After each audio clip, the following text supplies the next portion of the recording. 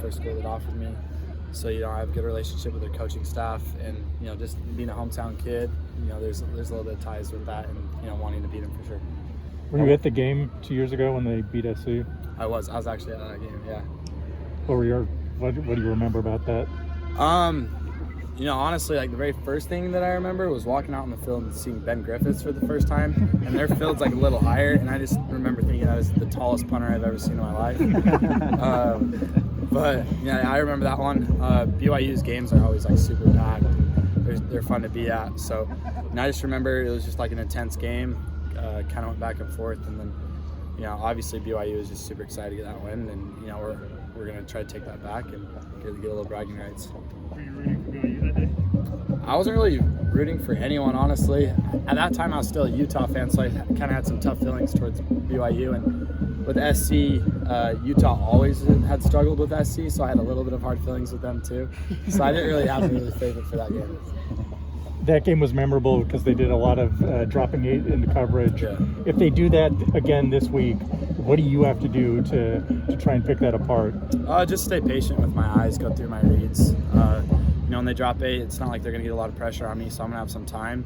And I just got to take what the defense gives me, and, we'll just slowly march down the field if that's what it takes.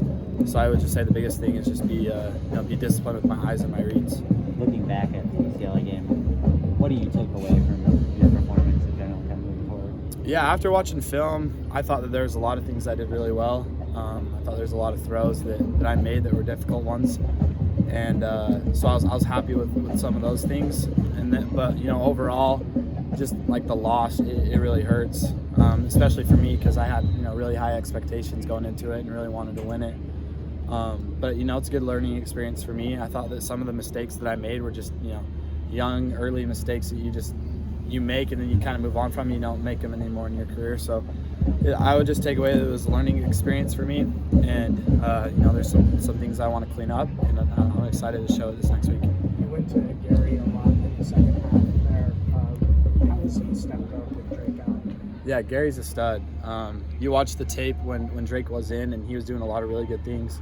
I think I said this earlier, but when you have the best receiver in college football, you like to throw him the ball a little bit. But Gary's a stud. He's always going to win his one-on-one matchups, and he's going to make great plays for you. Do you just proceed from here on out, just kind of assuming you're the starting quarterback? I know obviously Keaton's status is still uncertain, but yeah, I think that's kind of just how it has to be for me. I got to take each week, the same. Prepare like I'm going to be the guy, and be able to carry my load and hold myself accountable so I can produce and help my team win.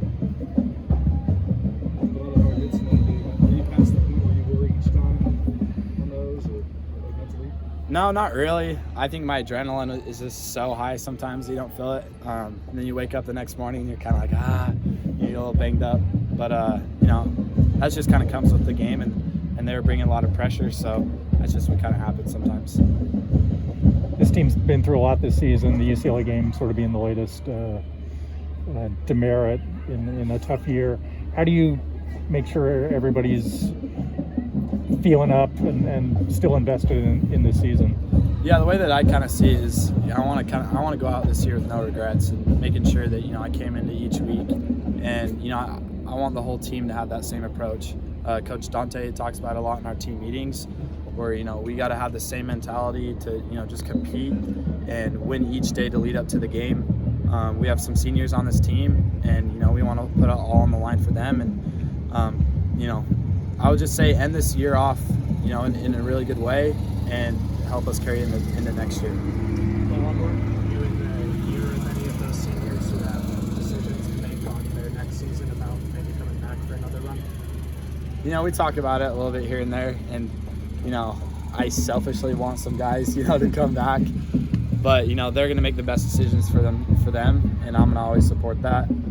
It's just super exciting time for them, and for them to live out their dreams and just achieve their goals that they set out for from the start. But yeah, I'm going to selfishly put in a couple of words to try to keep some guys back for me.